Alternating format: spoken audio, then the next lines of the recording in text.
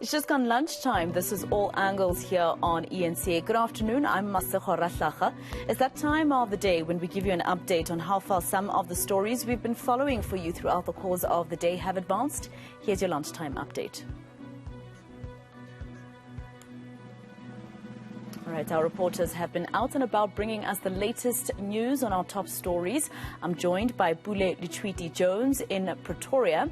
There is Desin Tathia in Durban for us. And of course, Moloko Moloto is in our Johannesburg studios. Pule, I'm going to start with you, particularly because there's been breaking news from this morning about the fact that the death toll with the cholera outbreak in Hammanskraal has now increased to 17.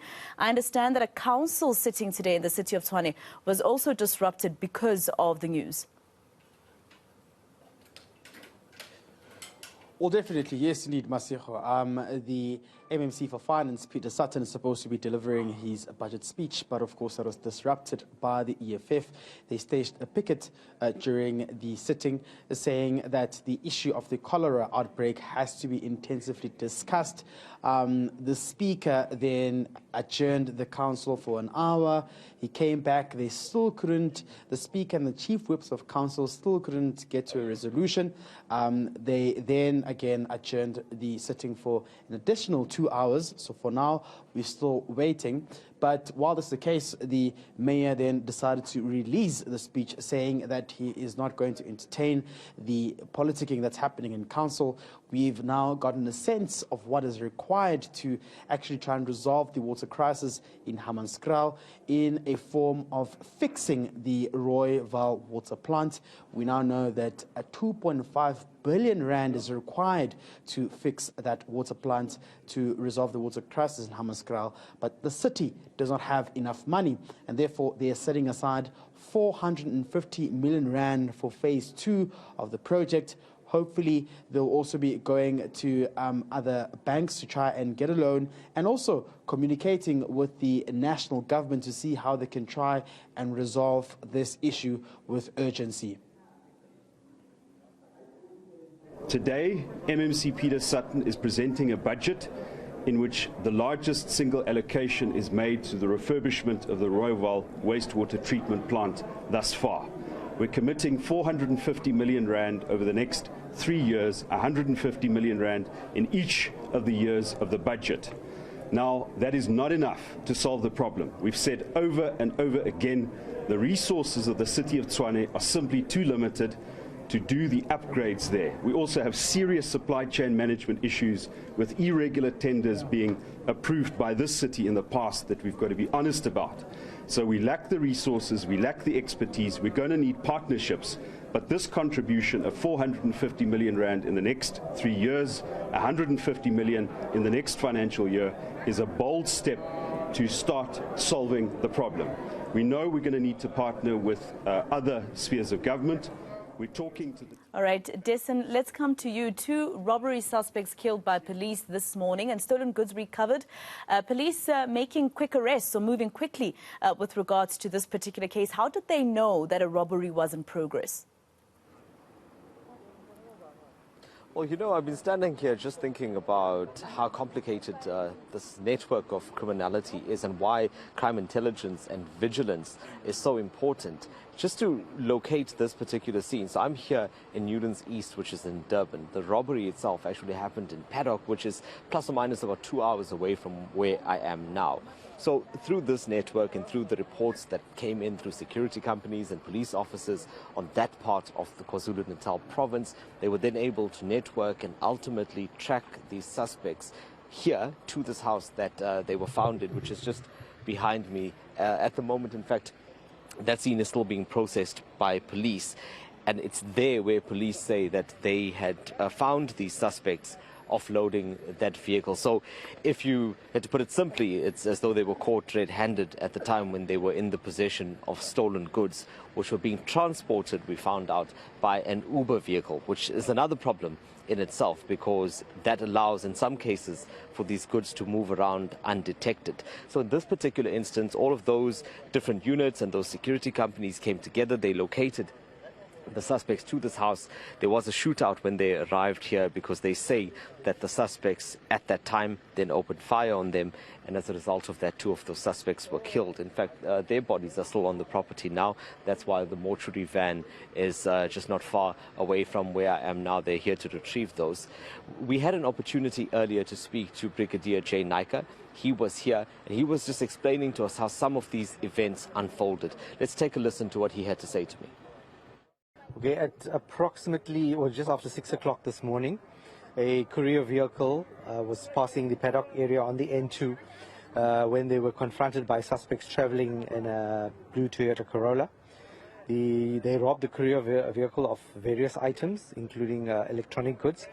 They loaded the stolen items into their vehicle and they fled the scene. Police and security companies were alerted, and a process began where they tracked this vehicle all the way from the south coast to the Newlands East area. As the police officers arrived on the scene, they spotted the suspects removing items from the vehicle and taking it into the house. The police officers the suspects saw the police officers and they opened fire. There was an exchange of gunfire, and during the shootout, 2 suspects were killed and 1 was arrested. Right, let's bring it back to Joburg now. My colleague Moloko Moloto has been following the inquiry, or the inquest rather, into the Life Esidimeni tragedy where 144 mental health patients died, Moloko, helpless people. And I understand today the former Premier of Gauteng, David Makhura, was testifying. What did he have to say? Good afternoon, Masero. Yes, David Makhura, the former Premier of Gauteng, taking to the witness stand in that inquest that is being held before the Pretoria High Court, primarily to determine who ought to be held criminally liable for the death of those over 140 mental care patients in Gauteng relating to the controversial Life Esidimeni. Of course, he is taking to the witness stand 2 weeks after the former MEC, Xolani Mahlangu, testified in that inquest that the decision to terminate the contract of Life Esidimeni was taken by a so-called Premier Budget Committee that was chaired by Premier David Makhura. And we had yesterday the former Finance MEC, Barbara Creecy, who was part of that particular Premier Budget Committee, refuting the claims by the former MEC of Health, saying that that committee had no authority or constitutional power to terminate or even appoint the service providers. And when Premier David Makhura took to the witness stand today, he also echoed the sentiments that were made by Barbara Creecy yesterday, saying that it would have been unlawful had such a decision been taken. You should recall, Masero, that the argument here by both Creecy as well as David Makhura is that when Xolani Mahlangu made a presentation in that budget committee, she told the committee that they intend to remove at least 20% of the patients at that time from Life Esidimeni facilities and put them into the facilities that are owned by government itself. There was no mention, according to them, of the NGOs having to come and take over. But let's listen to David Makhura as he was talking here about how he learned. He says he learned about the killing of, or the death of, at least the first 36 patients who had died, as it was announced by Xolani Mahlangu in the legislature. At the time he was in the VAL, it was his former spokesperson who said, Premier, this is the news that has happened, 36 people died, and he says he was completely in the dark. And the following day, he summoned Mahlangu into a meeting. Let's listen to him. In the first instance, I was quite livid. I want to say that I was quite livid. So we have 36 patients who have died in our facilities. In my head, that's what it is said they are in the NGO. So I was quite livid. How does this happen? And secondly, precisely how many people died? Under what circumstances did they die? So we go into the meeting. The MEC brings a delegation. The HOD is there in the meeting, but there are also officials from the mental health unit or division of the department, including the chair of the advisory board on mental health. So I asked these questions very vigorously. All right, that was your ENCA lunchtime update from all angles with reporters Moloko Moloto, Desan Thathia and Pule Lichwiti Jones. Thank you very much, team.